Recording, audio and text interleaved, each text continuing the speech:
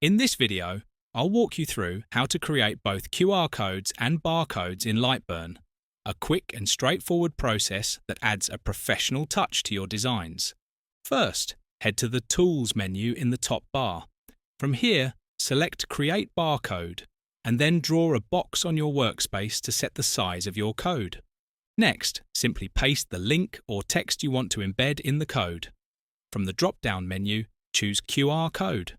This format is ideal for websites, Wi-Fi passwords, or any other quick information sharing. And just like that, you've got a functional QR code ready to engrave.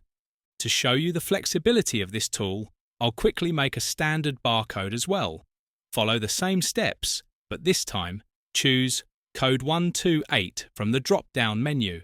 Perfect for product labeling, inventory management, or retail applications. And there you have it. Quick and easy, QR codes and barcodes in Lightburn.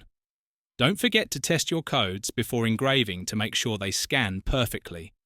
If you found this video helpful, be sure to hit that like button, subscribe for more tips, and leave a comment if there's anything else you'd like to learn.